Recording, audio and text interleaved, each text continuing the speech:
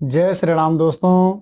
आज मैं आपको बता रहा हूं कि मकर राशि के जो जातक हैं उनके लिए दिसंबर का जो महीना है यह कैसे रहने वाला है ग्रह गोचर के अनुसार। तो ये देख लीजिए कि मकर राशि के जो जातक हैं, सबसे पहले दोस्तों जैसे कि हम क्या करते हैं, भगवान सूर्य नारायण को साक्षी मानकर फल फलित करते हैं। तो आप ये मान लीजिए कि भगवान सूर्य नारायण आपके कहाँ बैठे हुए हैं, एकादश भाव में बैठे हुए हैं, आपके इनकम के भाव में बैठे हुए हैं। और इनकम भाव में बैठने का ये तात्पर्य है कि यह क्या है, आपका लाभ का क्षेत्र भी है और साथ ही साथ यह मनोकामनाओं का भी है। तो जब इस भाव में भगवान सूर्य नारायण बैठे हुए हों तो अवश्य ही यह इस क्षेत्र से आपको क्या करने वाले हैं, वृद्धि करने वाले हैं, यानी कि इनकम में भी आपकी वृद्धि होने वाली है और साथ ही साथ दोस्तों मनोकामनाएं भी आपकी पूर्ण होने वाली हैं। उसके उपरांत 15 दिसंबर के बाद भगवान सूर्य नारायण क्या कर रहे हैं, एकादश भाव को छोड़कर आपके द्वादश भाव में जा रहे हैं। द्वादश यानी आपके व्यय भाव में जा रहे हैं और व्यय भाव में जाने का ये तात्पर्य दोस्तों कि यह हमारा क्या होता है, खर्चे से संबंधित भाव होता है। तो ये समझ ले कि जब ये 12वें घर में आपके जाएंगे तो यहाँ पर या क्या है, आपके खर्चे भी अच्छे खासे बनाने वाले होंगे, यानी कि ये समझ लीजिए कि व्यय भी आपका अच्छा खासा होने वाला है। मगर द्वादशे सूर्य जब बैठेंगे तो यह क्या है, विदेश गमन इत्यादि में भी आपको क्या करेंगे, सपोर्ट करेंगे। मगर दोस्तों 12वां घर में जब भगवान सूर्य नारायण बैठते हैं तो थोड़ा नेत्रों से संबंधित भी है क्या करते हैं, विकार ला सकते हैं। तो नेत्रों से संबंधित थोड़ा सा आपको क्या करना है, यहाँ पर सतर्क रहने की आपको आवश्यकता है। उसके बाद पुनः दोस्तों हम आते हैं भूमिपुत्र मंगल में। तो भूमिपुत्र मंगल आपके कहाँ बैठे हुए हैं, आपके एकादश भाव में बैठे हुए हैं और कहते हैं कि मेघ वृश्चिक यो भौमा, यानी कि आपके चतुर्थ भाव के मालिक यानी कि मातृभाव के मालिक आपके एकादश भाव यानी स्वयं की राशि में बैठे हुए हैं। तो जब स्वयं की राशि में बैठे हुए हैं एकादश भाव में तो अवश्य ही इस समय आपको लाभ की भी प्राप्ति करवाएंगे। और साथ ही साथ अगर आप ज्येष्ठ भ्राता ज्येष्ठ भाई बहन के साथ में कोई दोस्तों किसी भी कार्य में कोई भी साझेदारी करते हैं, यानी कि कोई संपत्ति प्रॉपर्टी इत्यादि से संबंधित कोई साझेदारी इत्यादि करते हैं, तो समझ लीजिए कि उसमें भी आपको लाभ की प्राप्ति होने वाली है। और उसके बाद पुनः मंगल भी क्या है, राशि परिवर्तन करेंगे, यानी आपके द्वादशेष भाव मांगे तो द्वादशेष भाव में मंगल आने का ये तात्पर्य है कि यह इस समय फिर क्या करने वाले हैं, आपके खर्चों में वृद्धि करने वाले हैं। तो जब सूर्य और मंगल की द्वादशेष युक्ति जब दोस्तों यहाँ पर होगी तो थोड़ा सा इसमें आपको क्या करना है, स्वास्थ्य से संबंधित थोड़ा सा आपको सतर्क रहने की यहाँ पर आवश्यकता है। तो थोड़ा स्वास्थ्य का आपको क्या करना है, ध्यान रखना है। उसके बाद पुनः हम आते हैं बुध। तो बुध आपके पहले से ही द्वादश भाव में बैठे हुए हैं।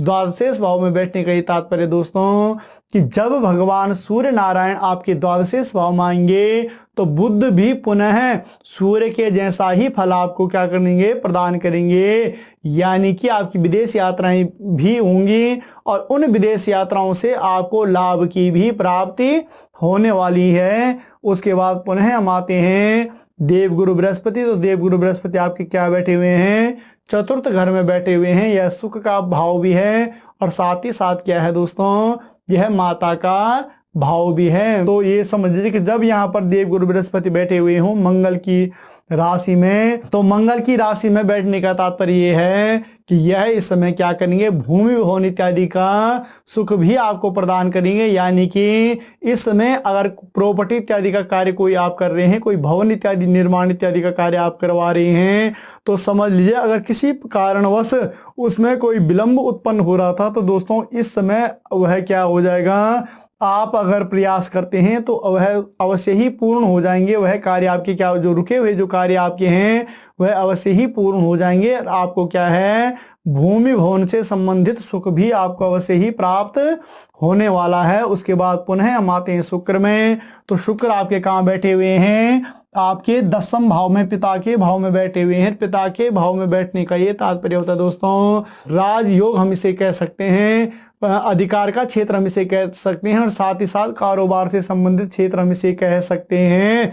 तो इन भावों को यह क्या कर रहा है, यहाँ पर मजबूत कर रहा है, यानी कि पिता से संबंधित भी मतलब यह अच्छा रहने वाला है। और साथ ही साथ दोस्तों आपका जो कारोबार है, अगर पिता से संबंधित पहले जो पैतृक संपदा इत्यादि, पैतृक जो कारोबार इत्यादि कोई भी आप करते आ रहे हो तो उसमें भी अवश्य लाभ की प्राप्ति होगी। और दोस्तों वैसे भी आपको कार्य क्षेत्र में यहाँ पर क्या होने वाली है, लाभ की प्राप्ति होने वाली है। तो शुक्र के दृष्टिकोण से अगर हम 10वें भाव को देखें तो यह भी क्या कर रहा है, आपके लिए यहाँ पर अच्छा फल फलित कर रहा है। उसके बाद दोस्तों शुक्र का भी राशि परिवर्तन हो रहा है 26 दिसंबर के बाद। यह भी तुला राशि को छोड़कर वृश्चिक राशि में प्रवेश करेंगे। वृश्चिक राशि यानी आपके एकादश भाव में आएंगे। और एकादश भाव में आने का ये तात्पर्य है दोस्तों कि यह क्या है, आपके इनकम का क्षेत्र है। तो इनकम का क्षेत्र होने के कारण ये समझ लीजिए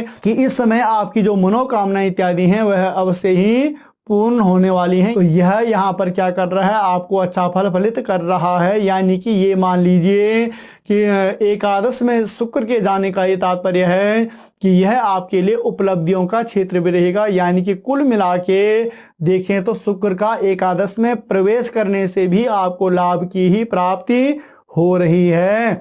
उसके बाद पुनः दोस्तों हम आते हैं शनि में। तो शनि बैठे हुए हैं आपके द्वितीय भाव में और वह भी स्वयं की राशि में बैठे हुए हैं। और भाव क्या है, यह शुक्र का क्षेत्र होता है दोस्तों। शुक्र के क्षेत्र में जब शनि बैठे हुए हैं, शुक्र और शनि दोनों क्या हैं, मित्र ग्रह हैं। और शनि हमेशा द्वादशेश और द्वितीयेश अच्छा फल फलित करता है। तो ये समझ लीजिए कि शनि जब यहाँ पर बैठे हुए हों तो अवश्य ही यह हमें अच्छा फल फलित करेंगे। यानी कि इस समय मतलब हमारा जो कार्य क्षेत्र इत्यादि है, यानी जो बैंक बैलेंस इत्यादि का क्षेत्रों में वृद्धि होने वाली है। यानी कि मतलब स्वयं की राशि में जब शनि बैठे हुए हों, मित्र के क्षेत्र में जब शनि बैठे हुए हों तो यह अवश्य ही आपको लाभ प्राप्त करेंगे। और साथ ही साथ दोस्तों इस समय इष्ट की कृपा भी विशेष रूप से आपके ऊपर बनी रहेगी। आपकी जो भी इष्ट देवी इत्यादि हैं, आप कोई भी कार्य करो दोस्तों, इस समय अगर उनके स्मरण